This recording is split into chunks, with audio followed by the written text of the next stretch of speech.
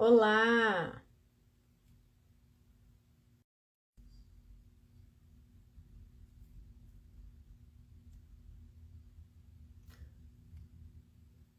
boa noite, Oficina da Mente, boa noite, prazer.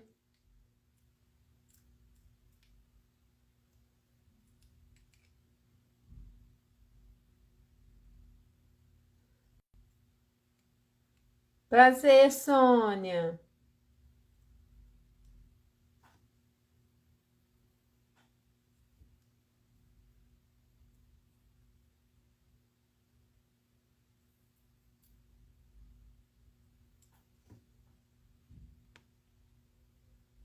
Ellie, que bom ter você aqui, Sônia. Marciele, sempre parceirinha. Oi, Cris. Oi, Val. Boa noite. Boa noite, Lu. Boa noite, Val. Minha duplinha da noite. A tua imagem tá meio assim, meio tremidinha. Tá tremida?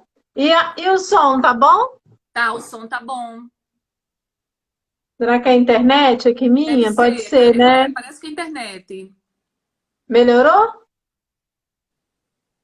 Não, Não?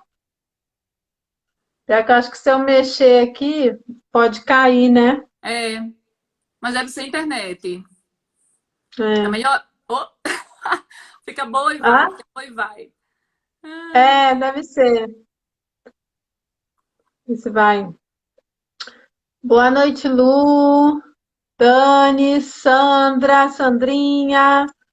Que bom ter você aqui.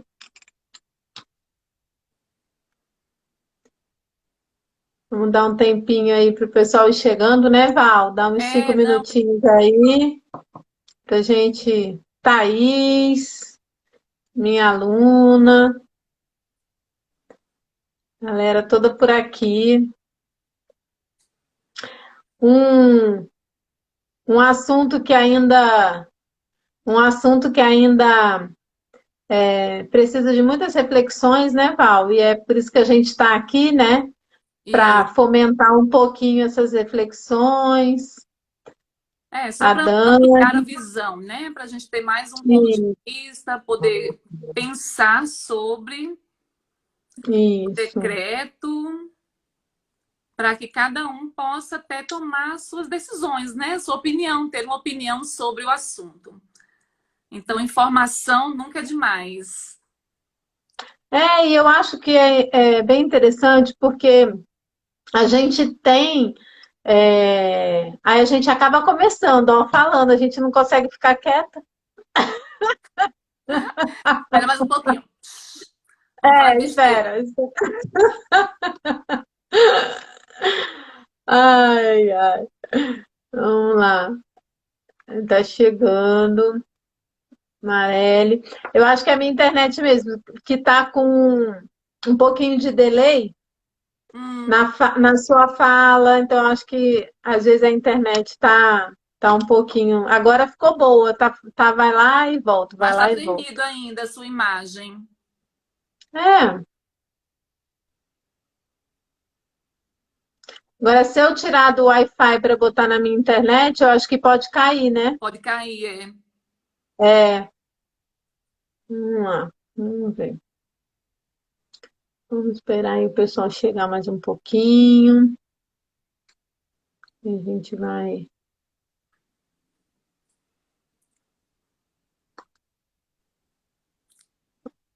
Você tá com, você tá com um controle de horário aí, Val, para a gente não perder o horário, para a gente poder deixar gravado. Tá, é quanto tempo, Cris? É 59 para a gente não arriscar, né? Sim. Às vezes eles dão aqui. Saudade, Lu, também, da nossa rotina de escola, de visita de escola. Ah, eu tenho muita saudade de estar dentro de escola, é bom demais. O movimento de escola, né? A energia dentro da Ah, escola. Você ir numa escola, ver uma escola sem criança, vazio, sem adolescente, né? É É muito triste ruim. demais. Aquele Muito ruim. silêncio.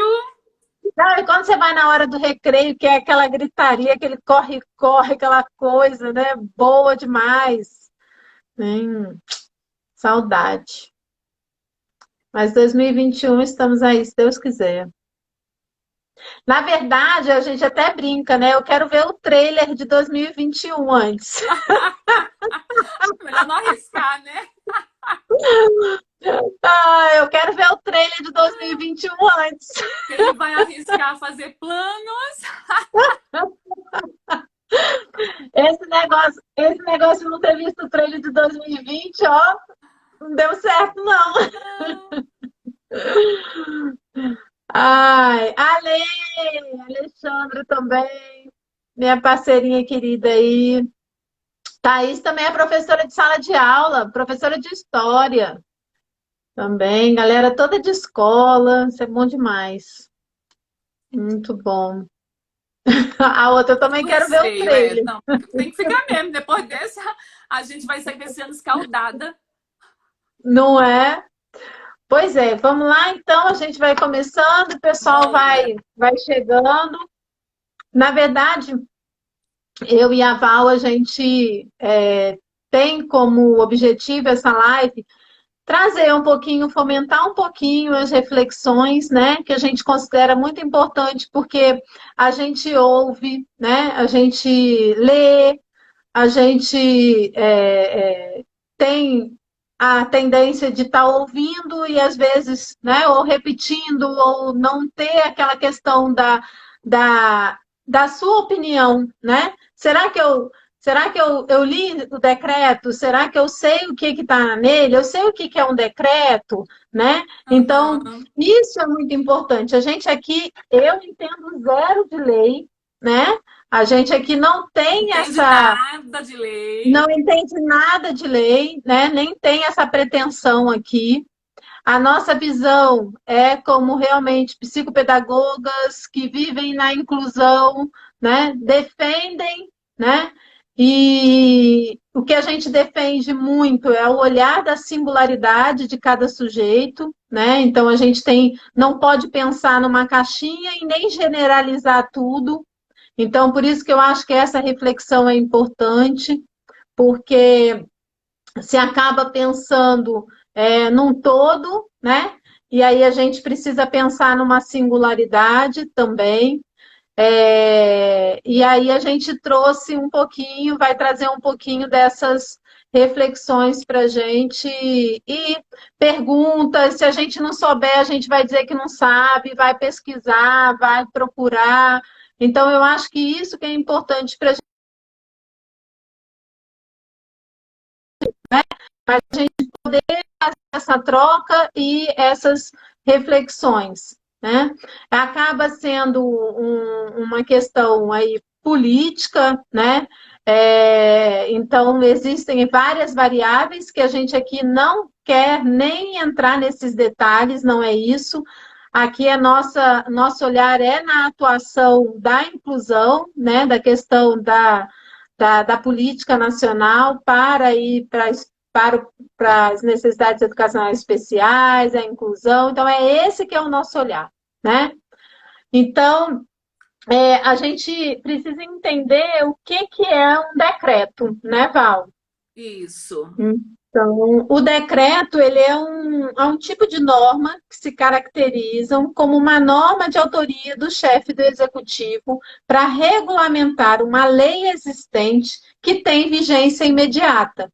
E esse decreto vem pela lei, né, vigente, que é a LDB, né? Tanto é que na frente, logo no início do decreto, ele fala exatamente isso, né? Que vista o disposto do artigo 8º do inciso primeiro da Lei 9.394, de 20 de dezembro de 1996.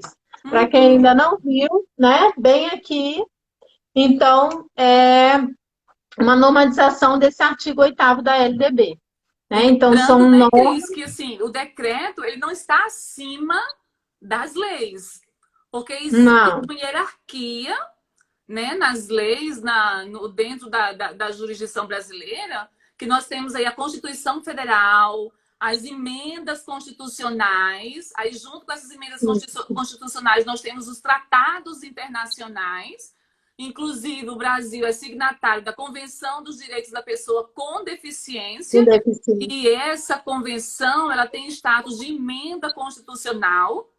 Depois tem as leis ordinárias e, por último, o decreto. Então, o decreto ele está lá embaixo, né? Na hierarquia, ele fica embaixo. Então, ele não está acima de nenhuma outra lei.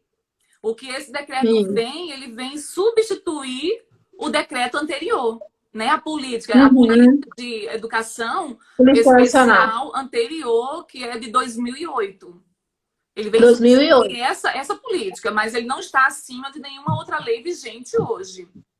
Isso. E falando desse decreto de 2008, Val, a gente pode falar no título, né, do antigo decreto. Sim, é bem interessante, porque se a gente pegar o de 2008, a gente vê que é uma política de educação inclusiva. Inclusiva. Isso.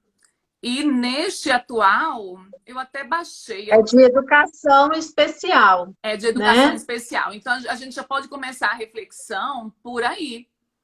Porque se a gente for comparar um decreto com o outro, que eu acho que é bem pertinente essa comparação, já que a gente tá vendo essa polêmica toda em torno desse decreto atual, então a gente vê que o decreto anterior era a Política Nacional de Educação Especial na perspectiva da educação inclusiva. Aí esse decreto hoje, ele sai como Política Nacional de Educação Especial. Aí tem dois pontos, aí ele vai discriminando ali, né? Quantitativa, inclusiva. Então, essa inclusiva é como se fosse uma parte dentro dessa educação especial. Como se ela pudesse ser inclusiva ou não. Porque fica ali dentro. É uma coisa a mais, mas não é uma política de educação inclusiva, mais ampla, como no decreto anterior, na política anterior. Isso. E aí a gente vai... que eu acho muito legal, que a nossa intenção é essa reflexão em cima de pontos importantes que a gente viu dentro do decreto, que vale essa reflexão. Nós temos diversos olhares, né? A gente vai ter... É um processo dentro da área de inclusão. É um processo dentro da área de inclusão que vai sempre trazer uma... Tá travando, tinha travado, viu? Eu vi. Voltou, legal, voltou. Voltou. Então, é exatamente isso, porque é um tema, inclusão, é um tema polêmico, né? É um tema que tem muitas variáveis, muitas reflexões, e a gente vai trazer alguns pontos aqui do decreto para a gente poder fazer essas reflexões. Então, o que a gente vai pensar nas disposições gerais, no capítulo 1, ele fala que para fins do disposto nesse decreto, considera-se educação especial, né? Então, aí a gente vai ver vários pontos, né, dispostos nesse decreto que ele coloca, e ele caracteriza esses pontos dentro dessa Política Nacional de Ensino Especial, né, de educação especial. E quando a gente vê aqui, né, nesse item 1 aqui, educação especial, modalidade de educação escolar oferecida, preferencialmente na rede regular de ensino. Se a gente for comparar isso com o decreto anterior, ele colocava como educação inclusiva. E não a educação... E a educação especial no decreto anterior, ele vem como serviço complementar. Ele está lá como os atendimentos complementares à educação inclusiva. Nessa política atual, ele vem como uma modalidade. Ele está ali. Então, o aluno que está matriculado na educação especial, ele faz parte do sistema de ensino, né? Que também assim, até acontece hoje em muitos lugares. Só que antes ele vinha para complementar um serviço. Hoje ele é um serviço. Uhum. Exatamente. Então, é exatamente isso que as pessoas têm dúvida em relação ao ensino especial e à inclusão, né? Então, agora ele está dando como uma educação especial como uma parte desse processo, né? E assim, a gente.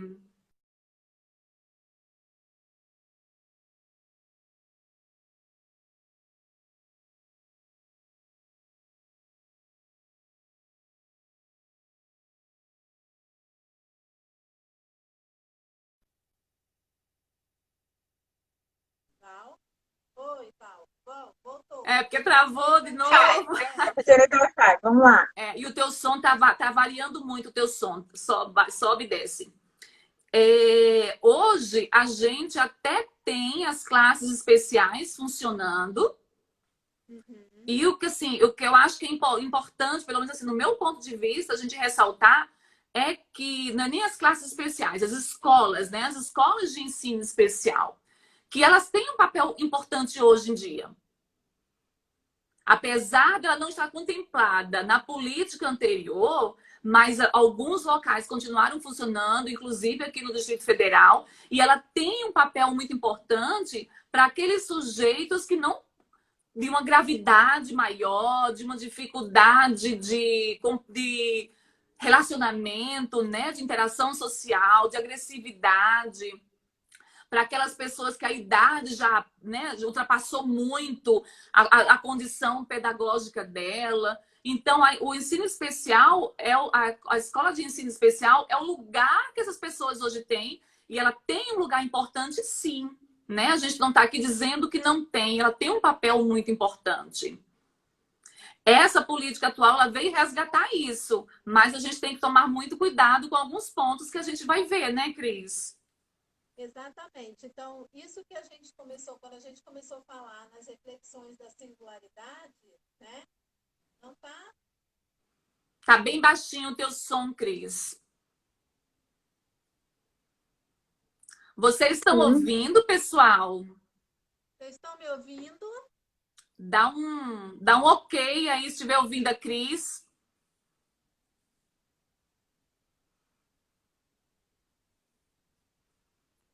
Sei por que hoje tá. Eu não estou ouvindo a Cris, vocês estão? Tá me ouvindo? Muito baixo, ó, muito baixo. Não sei.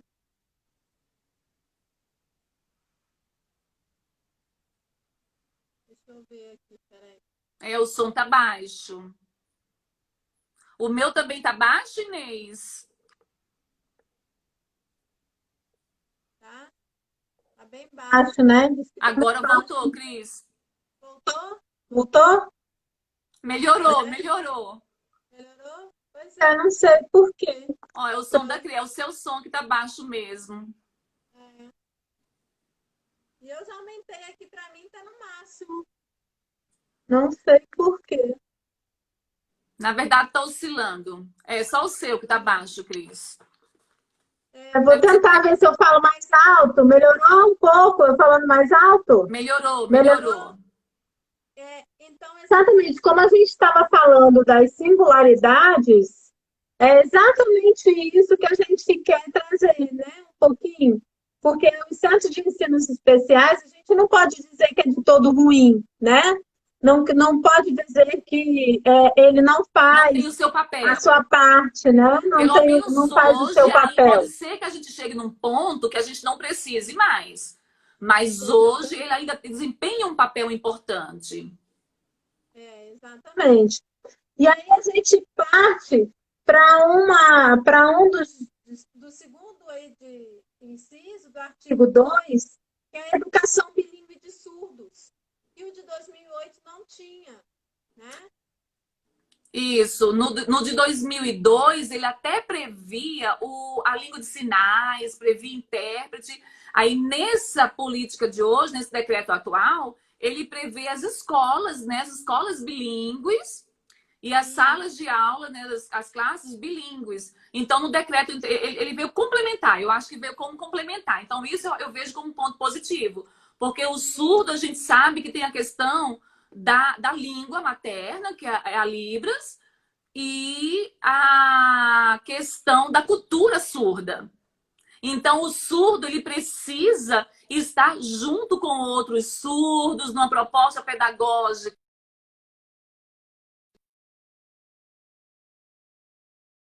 a vivência da cultura surda. E aí, isso é bem interessante, né? Porque você teve vivência como profissional, né? Com os surdos.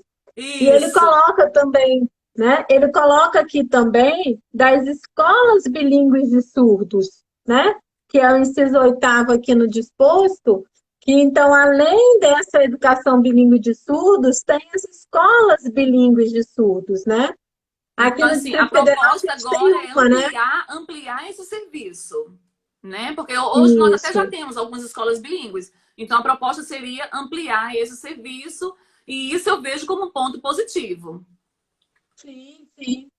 Eu acho que aí vem aí de um olhar mais especializado mesmo, né? Sim, Como você falou, que eles precisam estar vivenciando aí a cultura deles, né? Porque uma escola que não é para ele a parte pedagógica, festas, né? Tudo isso acaba sendo para o que não é surdo, né? por Então, eu acho mais que que a gente essas. tente fazer uma adequação, não tem como você viver uma cultura dentro da outra, né?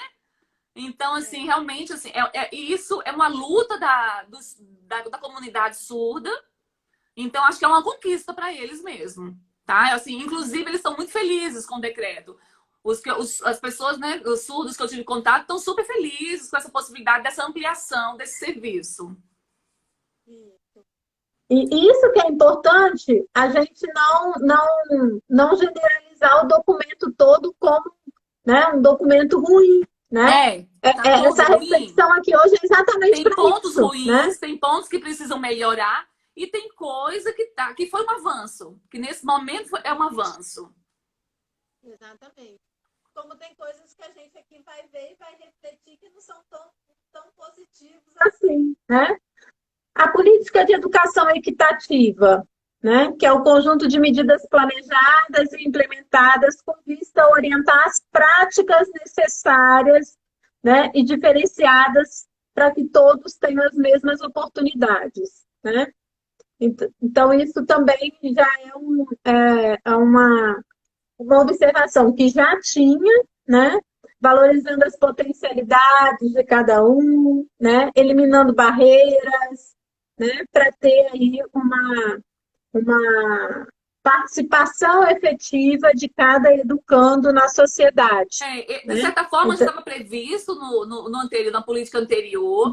Agora, assim, a gente no sabe que a gente está 2008. longe disso, mas assim, nos últimos 10 anos a gente avançou bastante, a gente vê que assim, a inclusão, o número de crianças inclusas, né, nas escolas regulares multiplicou muito esses números dessas crianças, de ter acesso à escola inclusiva, os avanços que essas crianças vêm tendo dentro dessa escola, dos adolescentes, aonde eles estão chegando em níveis educacionais que a gente não via anos atrás. Então, assim, isso é importante e vem aqui, nesse ponto, vem dar uma continuidade, mas a gente sabe que a gente caminha devagar, porque em termos de política educacional, né, a gente caminha devagar mesmo, as mudanças elas são lentas, é um processo que tem que continuar ampliando. Não tá bom ainda, a gente avançou muito, não tá bom, mas aquilo que a gente tem, a gente não pode perder, né? É exatamente isso. Eu acho que a gente teve um avanço muito grande em relação à questão da inclusão, né, dessas crianças dentro da escola regular, né? E aumentou-se, hoje tem um percentual bem alto, né? E aí vale essa reflexão em relação a essa inclusão, né? Que vem acontecendo. Foi um avanço muito grande, um olhar da sociedade para essa comunidade de inclusão. E esse inciso aqui, o terceiro, ele já tinha em 2008, né? Então, um complemento. Tudo que perguntaram para mim, assim, já perguntaram aqui de altas habilidades, né? A gente está falando aqui de todos, né? A gente não está separando aqui Por necessidade né, para quem especial, está né? Por quem, para quem está além, para quem deficiência. tem, né, a diferença. A gente está falando aqui de todos que se incluem dentro dessa política nacional, tá? Quando a gente fala no quarto inciso aí do artigo 2, a política educacional inclusiva. E aí a gente vê que agora ela é uma parte, né, dentro dessa política, uma parte dentro da educação especial, né? Quando ele abre um item aqui e explicando aqui nesse item o que seria essa educação inclusiva, a gente dá a entender que o sistema educacional brasileiro não seria um sistema inclusivo, mas que dentro desse sistema a gente tem alguns locais, alguns momentos que nós teríamos essa política educacional, né, inclusiva em momentos específicos, não a política como um todo. Na verdade, ele fala, na verdade, ele reduz a um grupo essa chamada inclusiva, né? Então, Sim, ele trata mesmo. todos como especiais e inclusiva como se fosse um conjunto só de medidas, né? Dentro do processo de inclusão, Nesse né? sentido, o documento anterior ele era mais amplo, porque assim a escola era inclusiva. Apesar de ter a legislação específica para as necessidades especiais, ele era inclusiva para qualquer pessoa, com necessidade especial ou não. Mas era uma escola inclusiva, com um olhar inclusivo para o sujeito, com um Inclusive. olhar inclusivo para o educando, com um olhar inclusivo para os espaços. Nesse, ele restringe muito essa ideia de inclusão, fica mais restrita. Na verdade, até se perguntava muito, se tinha muitos pais no início da questão da inclusão, chegava e perguntava para a escola, você é inclusiva? Né? E, na verdade, não se tinha, não tem isso, porque todo mundo estava ali, Deveria estar né, preparado. incluídos. Então, não tinha escola inclusiva ou não, né? Então, nesse ponto aqui, a gente já precisa aí repensar nesse, nesse inciso aqui. O 5, a política de educação com aprendizado ao longo da vida, né? Então, é um conjunto de medidas também planejadas e implementadas para garantir oportunidade de desenvolvimento e aprendizado ao longo da existência do educando. Isso também é bem interessante, né? Porque às vezes se pensa muito na questão ali da educação básica, né? E esquece um pouquinho, né? Depois disso, né? Vem o ensino superior e depois disso. Então, se pensa bem aí ao longo desse processo, sem pensar só em apenas um período, né? Agora que também, Então, como não ficou muito claro o que seria ao longo da vida, né? A gente pode pensar em duas coisas. É ao longo da vida para aquele que não consegue avançar academicamente, aqueles adultos sem muita perspectiva mesmo acadêmica, mas mesmo assim eles terão um atendimento especializado. Aí sim viria aquela ideia dos centros de ensino especial. É isso que eles estão pensando? Eu não sei, eu fiquei em dúvida aqui. A ideia é esse atendimento para essa clientela ou é essa ideia sua aí do ensino superior? Porque no anterior, no documento anterior, ele deixa muito claro sobre o ensino superior. Das adequações do ensino superior, da adaptação do ensino ele superior. tem um momento Nesse aqui ficou que assim, eu não fala do sei se ensino esse é ao longo da superior. vida é ao longo da graduação acadêmica aí, né? É, Eu tem um acho que momento ficou aqui aí que a meio. gente vê da questão do ensino superior, que depois a gente pode comentar, que ficou assim, bem vago, né, para a gente, em termos de processo em que o outro ele era mais específico, né? Deixava muito claro o outro, que até a universidade, aqui eu não sei se é ao longo da vida e até a universidade, ou se é até ao longo da vida, até eu morrer, aquele sujeito que não tem condições de estar numa escola regular, que não completou sua escolaridade, mas mesmo assim ele vai ter um atendimento, que também é importante esse tipo de atendimento, senão essas pessoas vão ficar dentro de casa. Elas, né, precisam realmente ter, esse atendimento é legal. Mas aí eu fiquei em dúvida o que, é que ele realmente quis dizer aqui. Aí vem o CEF, que são as classes especializadas, né? Que são as classes organizadas em escolas regulares inclusivas. E Aí aí, também eu fiquei preocupada com esse item. Quando a gente pensa em classes especializadas, né? Porque eu sou do tempo que a gente tinha classes especiais dentro do ensino regular, e isso, assim, pode ser um retrocesso. Aí, nesse ponto, eu vejo que isso aqui é perigoso, que pode ser um retrocesso, que as crianças podem ser encaminhadas para essa classe porque não estão dando conta do conteúdo daquela série. E a gente vê, assim, quando a gente pensa em inclusão, né? Até então, quando a gente pensa em inclusão, a gente entende que a criança não tem que estar preparada para a inclusão. A escola tem que se preparar para receber aquela criança. E quando a gente pensa numa classe onde, aqui em algum lugar diz que vai ser por um período, né? Não sei se é nesse item ou se é em outro. Mas quando a gente pensa em classe especial, a gente está pensando nessa preparação dessas crianças para a inclusão. Isso é um ponto, assim, bem delicado que eu vejo aqui que a gente deve ficar bem atenta. Porque aí realmente pode ser um retrocesso, porque entrar nessas classes é fácil.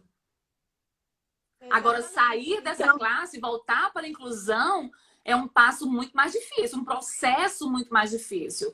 Acontece? Acontece. Eu já vi vários, mas também eu já vi criança com potencial ficar anos numa classe dessa, esquecida lá. e hoje isso acabaria, né, de repente, segregando alguns dentro das suas singularidades e acaba generalizando foi o que você falou, aí fica perigoso, né? É uma linha muito Muito tênue, tênue. Quem vai fazer essa né? avaliação? Quem é que vai dizer, não, olha, não, ele não está pronto para cursar aqui um terceiro ano, por exemplo. Vamos mandar para a classe, quando ele estiver, né, em condições, ele volta. Então, assim, é muito perigoso isso daqui. Aí estão falando assim, sim, em caráter transitório. Mas é exatamente nisso, né? Que período transitório, quem é que vai estar avaliando esse período, quem é que vai dizer, né? Aí vem aí a Porque eu questão já mesmo. vivenciei isso demais, esse período transitório. Ficar aí transitório por 3, 4 anos, transitório por 5 anos, até que chega um ponto que ele não tem mais idade de voltar, de ser incluso. Agora mesmo, há pouco tempo eu vivenciei isso. Eu vivenciei isso, não foi nem em classe especial, foi até na própria inclusão, porque não está pronto para ir para o quinto ano. Porque se a gente pensar em inclusão, nos documentos todos, tudo que é elaborado, tudo que é pensado, ele não tinha que estar pronto para ir para um sexto ano. O sexto ano que tem que se preparar para receber esse menino.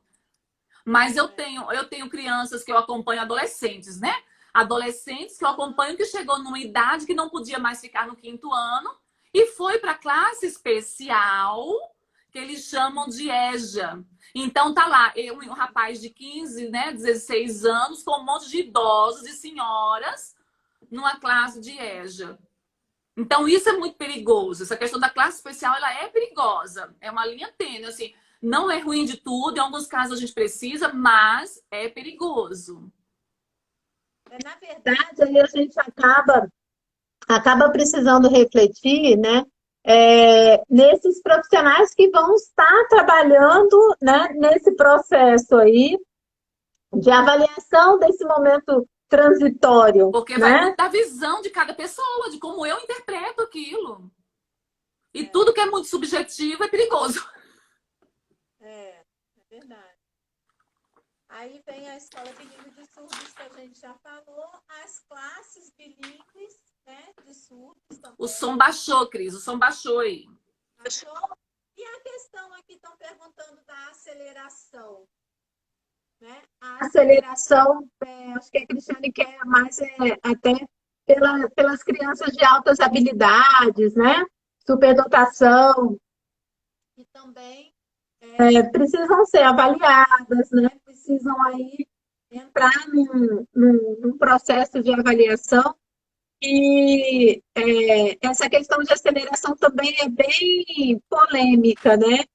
Porque a gente se pensa só, às vezes, no cognitivo e no pedagógico e deixa de se pensar no No emocional. emocional, né? Deixa de se pensar em outros aspectos, não só do cognitivo e do pedagógico. Então, é bem também, bem uma linha também muito tênue esse processo de aceleração, eu considero, né? É, Volta aí, travou não, né? Não, tranquilo. Não? Escolas regulares inclusivas. Instituições de ensino que oferecem atendimento educacional especializado aos educandos. Da educação especial em classes regulares.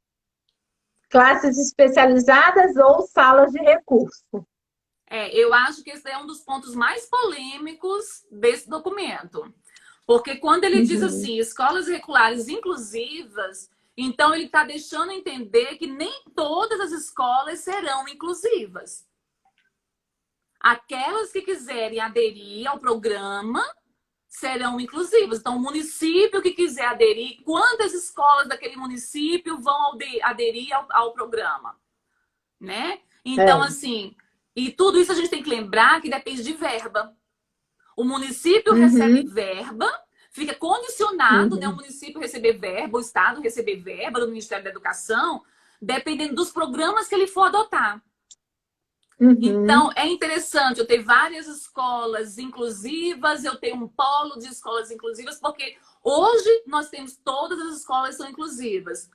Aqui não, aqui fica em aberto. Eu posso ter algumas escolas inclusivas ou não, né? Então, isso daqui eu É. acho que é um dos E- pontos mais delicados. é. Esse daí a gente é bem é bem perigoso, né? Se não tiver aí um direcionamento e uma interpretação para que se faça a inclusão, né? Em todo o processo, é perigoso. E o último, né? Que a gente fala dos planos de desenvolvimento individuais e escolar, né? Que isso já vem há bastante tempo, né? Desde o outro de 2008, mas que veio aflorar muito com a LBI, né? Então, que é a questão do PDI, do PEI, né? Então, muitos já acham que é, mudou a nomenclatura do PEI, do PDI. Não mudou a nomenclatura. Na verdade, é que os nomes vão se dando, mas que a função é a mesma, né?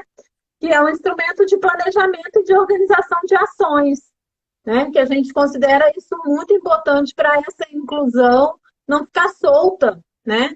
Trabalhar a singularidade daquele educando dentro do processo, né? Cognitivo, pedagógico, socioafetivo dele.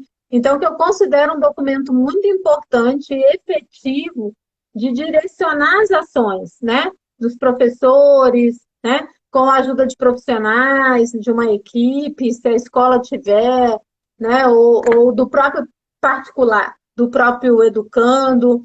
Então, eu considero aí que esse é um ponto positivo aí dentro do decreto, essa continuidade, que já vem desde 2008, a LBI reforça, né? E esse novo decreto mantém. Mantém. Aí, É bem nesse mesmo importante. item, eu acho que vale a gente perceber aqui o seguinte, que ele mantém o atendimento educacional especializado, que é ótimo, é perfeito, ainda mais que o atendimento educacional especializado, ele é de um serviço mais amplo, né, de uma questão mais ampla, que não tem como mesmo tirar, é previsto em legislações mais amplas, Porém, o Isso. atendimento educacional especializado, ele entra como mais uma oferta de serviço. Antes, nós tínhamos a educação inclusiva e o atendimento educacional especializado, ele vinha complementar esse atendimento. Ele vinha ofertar o atendimento, né, a mais para essas crianças. Hoje, ele Sei. entra aqui como mais um serviço. Então, assim como nós vamos ter classes especializadas, escolas bilíngues, classes bilíngues para surdo, nós vamos ter classes inclusivas, nós vamos ter também esse atendimento educacional especializado. Que aí agora também volta novamente a questão do dinheiro. Porque esse dinheiro que era destinado para as classes, para o atendimento educacional especializado, ele vai ser polarizado, porque a verba vem do mesmo lugar. Ele vai ser polarizado Uhum. entre todos os serviços. Aí a gente vai pensar novamente nos municípios e nos estados, porque aqui em Brasília é fácil da gente pensar. Mas quando a gente pensa em Aham. municípios e estados, o que é que o prefeito lá vai escolher? Ah, não. O que é que dá mais dinheiro? O que é que vai trazer mais renda para o meu município e para eu conseguir no meu orçamento gerir isso daqui, né? A educação do meu município. Vai ser uma sala inclusiva ou vai ser o atendimento educacional especializado? Aí o prefeito vai ter que ver, aí o município vai ter que ver, né? O governador vai ter que ver de cada estado. O que é que vai me trazer mais? Qual é o melhor recurso? O que é que me traz mais recurso? É uma escola bilíngue ou são salas inclusivas? Eu boto uma sala de, né, inclusiva, bilíngue, Aham. tudo. Tudo isso é uma questão de política, mas também é dinheiro para o município. E a gente sabe que isso determina as decisões. Isso. Não vai ser uma decisão A instituição técnica. pública, né? Não vai ser É. uma decisão E dentro de técnica uma só. instituição, é. Então, no ponto de vista da particular, são ações que são feitas, né? Já esse PEI, as escolas, pelo menos aqui no Distrito Federal, elas já estão bem ativas nessas ações do PEI, né? E que vai se manter, né? Já está no decreto, ele se mantém, as ações se mantêm, né? E isso eu acredito que vai favorecer nesse processo das ações pedagógicas, a organização dessas ações, né? Aham. Porque muitas vezes isso não fica muito solto. Na visão de uma instituição pública, aí vem questões, outras questões, né? Que vão estar aí, que também é perigoso, né? Mais uns 3 minutinhos Aí, só, aí hein, Cris? Aí tem a questão também da família, né? Que tem um ponto aqui que diz que a família, decisão da família, né? De onde esse educando vai ser incluso, na classe especial, no ensino regular, na inclusão, é uma decisão da família. E ele coloca que a decisão dessa família vai ser apoiada por uma equipe multidisciplinar. Que equipe multidisciplinar? Aonde está essa a equipe escola, multidisciplinar? se ele não tiver particular, quem é que tem que ter? A escola? A escola vai ser um polo, cada escola, cada município vai ter uma equipe. Como é que isso vai funcionar? Para a família tomar decisão junto com essa equipe. Como é que vai ser esse atendimento? Porque isso, se a gente pensar, vai contratar uma equipe para cada escola, isso onera muito, a gente sabe. E em educação, tudo é assim, dinheiro não vai, né? Não anda, não nos enrola. Então a gente tem. Quem é que vai ajudar? Aí vai dizer, olha, foi aquilo que a gente conversou de manhã. Que decisão é essa que a família pode ter? Se nem todas as escolas são inclusivas, então como é que a família vai decidir? Eu tenho 3 filhos, 2 vão estudar numa escola e o outro numa escola que não é inclusiva, mas que é joia, perto da minha casa. É uma escola muito boa, seria ótimo, mas não é inclusiva, então eu não posso colocar esse meu terceiro filho. Então, que opção é essa que eu tenho? Então, a gente fica até onde é essa opção dessa família? Vira uma opção bem fragilizada, né? É. De um olhar onde a própria família vai ter que segregar, né? Vai ter que separar Sim, os filhos, né? Vai ter que. já que não Ah, existe não, por que garantia que. de escola inclusiva. Uhum. E aí, por que que meu irmão estuda numa escola e eu não estudo, né? E aí vem aqui, então, dizendo, Matheus está dizendo, muitas famílias poderão ser induzidas a encaminhar o Sim, aluno no ensino sim, especial. com certeza isso acontece. Isso né? mesmo. Isso acontece até hoje. Hoje a gente vê isso acontecendo. E que equipe é essa que vai acompanhar essa família? Não sei. Essa equipe aí, a gente só precisa saber que equipe é essa e de onde que ela está vindo, né? E principalmente para as escolas particulares, né? Que aí vem uma visão da escola pública e aí vem aquela visão da escola particular, né? Que vem uma visão, né, para a inclusão, um processo de anos que a escola vem tentando se preparar, formar os professores, né? Formar a sua equipe. Então, é um olhar Até que isso tá precisa diferente continuar. aqui. Porque hoje a gente subentende assim, não, todo professor tem que estar preparado. Todo mundo tem que estudar. E aqui diz que quem vai atender o aluno, né, nas classes é aquele professor que tem aquela formação X específica dentro do ensino especial. Então, assim, até isso fica fragilizado aqui também. É. Assim, aí essa formação e as escolas que se vão dizer inclusivas, né? Como é que vai ser essa formação? Como é que então um inciso aí bem fragilizado, né? E aí nós vamos para os princípios Acho que você tem que ir e os encerrando, não, Cris? objetivos do Aí capítulo 2. Hã? o tempo, olha o tempo aí, viu? Quanto é que tá? Nem sei, você não viu a hora, não? 47 minutos já. Ai, meu Deus, a gente tem uns 10 minutos. Isso é, como diz o outro, isso é papo para mais de metro. Falando então um pouquinho dos princípios, né, e dos objetivos, e no artigo 3º, a gente vai lá também para o item 6º que a gente viu, a gente separou aqui uns pontos principais, que é exatamente também a participação da equipe multidisciplinar no processo 6º do artigo 3, né? A participação da equipe Eu não ouvi, multidisciplinar no Cris. processo de decisão da família, ou do educando quanto à alternativa educacional mais adequada. Aí faz aí, né, esse processo que a gente acabou de falar, que está aqui embaixo dessa equipe e a decisão da família, né? Então, do artigo 4º, tem também lá o 6º, valorizar a educação especial como processo que contribui para a autonomia e desenvolvimento da pessoa e também para a sua participação efetiva no desenvolvimento da sociedade no âmbito da cultura, das ciências, das artes e demais áreas da vida. Aí vem a valorização à educação especial, lá no 6º do artigo 4º. Eu me perdi. No artigo 4º,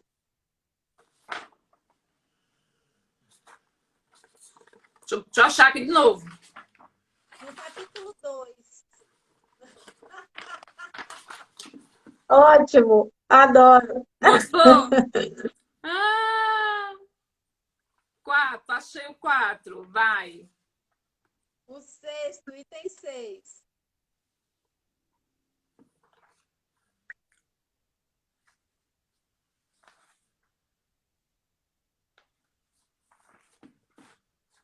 Não estou te ouvindo, Cris.